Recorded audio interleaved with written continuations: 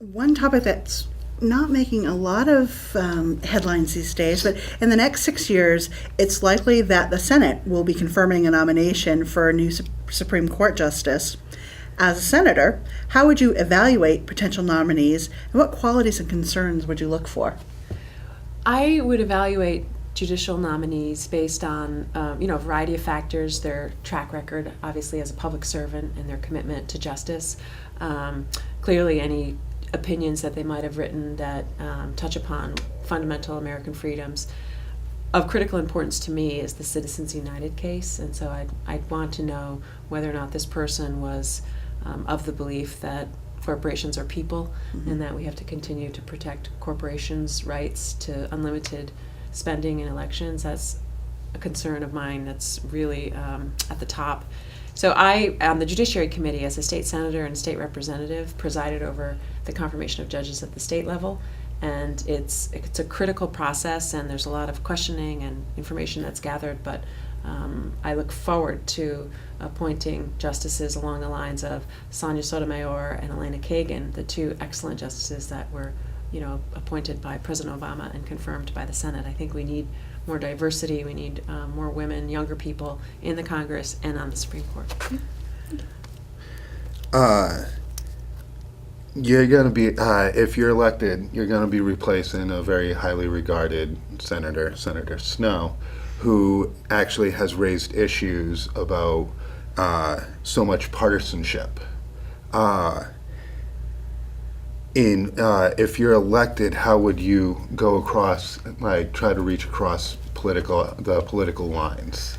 Senator Snowe is one of a long tradition of Maine great senators. We have Ed Muskie and George Mitchell and Margaret Chase Smith. Senator Snowe is definitely in keeping with our great tradition, and I aspire to continue the tradition of serving the people of Maine with the utmost integrity. And what people want is their senator to work for solutions, and I'm committed and pledged to the people of the state that I will work across the aisle at any opportunity.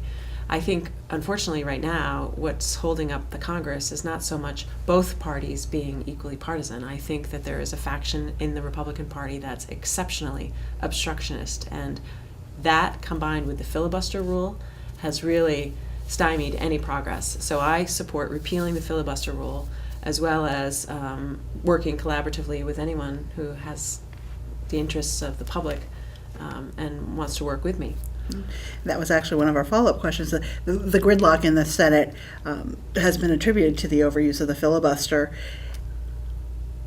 Do you see any short-term and long-term solutions to alleviate that situation of the filibuster? Yeah, get rid of it? Sure, I do support the repeal of the filibuster rule. I think it's a rule that was created for a different time and was used in the past for noble reasons, and it's no longer the case.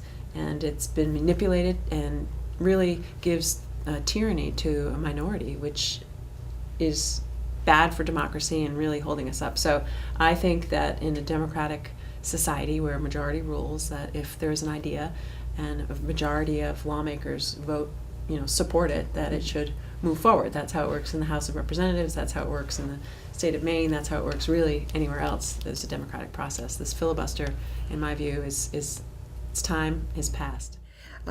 Should you be elected for Maine's senatorial representation, what committees are you interested in serving on, and how will that service benefit the people of Maine? Well, interestingly, I am the same age as Olympia Snowe, 47, as she was when she went into the United States Senate, and I am interested in serving on the same committees that she was on. It just happens to be a coincidence, but clearly the Small Business Committee is really important to the state because 97% of businesses in Maine are small business.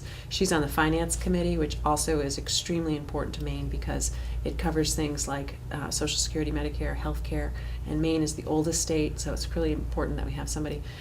She's on the Commerce, I think it's Research and Technology Committee that I'm particularly interested in because I have a lot of information and background on internet. Part of my legislative record includes expanding internet and broadband into rural Maine. The three-ring binder. Right, exactly. And so that the Commerce Committee has jurisdiction over internet and the FCC, so that's also of interest to me. And she's on intelligence as well, which is So those four I really am interested in. And also, those committees cover marine, a lot of marine resources, and the Coast Guard, which are critically important to Maine. Okay, this is kind of our final question.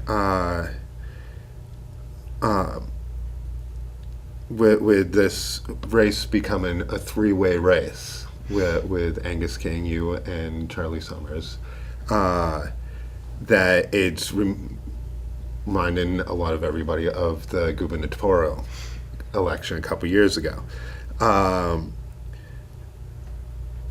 And a lot of people have pointed you out as a spoiler in the election. First, what do you say to that, to you being the spoiler in the race? Well, I remind people that I was in the race before Angus King ever suggested he was interested, and I ran in a four-way primary. I collected signatures to get on the ballot and won a four-way primary by working incredibly hard, and was elected by people of the state to be the Democratic nominee. And so I'm not the spoiler. I'm actually the candidate who used the process to get on the ballot. And I would also remind people that, yes, we had a three-way race in 2010 that resulted in Governor LePage, and that's unfortunate. But we also had a three-way race 4 years before that and 4 years before that, and we will have three-way races going forward. I mean, three-way races is how Maine does elections. And the winner is the person who works the hardest and gets the most votes. And I think in this particular race, people have to realize that in September of 2010, so this time in the election, but in 2010, the independent, so-called, there's no real independent, the unenrolled candidate in that race, Elliot Cutler, was in the polls at between 9 and 11%. And in the final weeks, he had this surge of momentum and almost won. So right now I'm at 15, and there's nothing to prevent a similar course of events. And so it's way too early to be suggesting that someone's going to spoil the race. I mean, I'm a Democrat. I represent the Democratic Party. We have a long and excellent history. I mean, I'm very proud to be a Democrat. I'm proud to be associated with President Obama and Mike Michaud and Shelley Pingree and George Mitchell and Ed Muskie. And I mean, there is room on the ballot for a Democratic, and there's certainly room on the ballot for a progressive Democratic woman. I think that until one of the other candidates stands up for working families, small business, justice, I'm not going to stand down, because no one else is actually talking about the issues that really matter to people. And so I'm in the race because I'm bringing voice to ordinary working people, families, students, small business, about things they really care about: jobs in the economy, Social Security, Medicare, student debt, health care. I mean, I'm the only candidate who's actually talking about these issues and being very clear where I stand. So there's room on the ballot as far as I'm concerned. One of the questions that followed up on that is, of course, there was a suggestion that, similar to the Portland runoff, that if one candidate doesn't achieve a certain percentage, that there would be either a runoff, or if you have a three or more way race, would there be a way to legislate to get more of the majority of the population? Well, we could have a runoff. It would take, legislation and funding. I think what people have to be wary of is, part of the problem with Washington is that it's basically been bought by corporate interests and moneyed interests, and this 1% of society has unbelievable power and influence over the process and over our daily lives.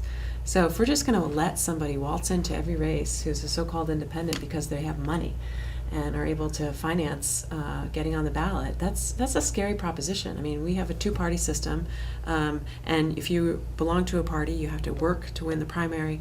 I mean, you're vetted by your peers. You make clear what your position is. So I would suggest that if anyone's a spoiler, it's these unenrolled candidates who, don't really play by the same rules, aren't willing to reform how parties elect candidates, instead, want some sort of special place without being real straight. I mean, Angus King in this race isn't telling people who he's going to caucus with when he gets to Washington. It's important. Yeah, it's really important. Thank you. Yeah. And we want to thank Cynthia Dill for joining us today. Thank you for tuning in. Thank you. It's my pleasure.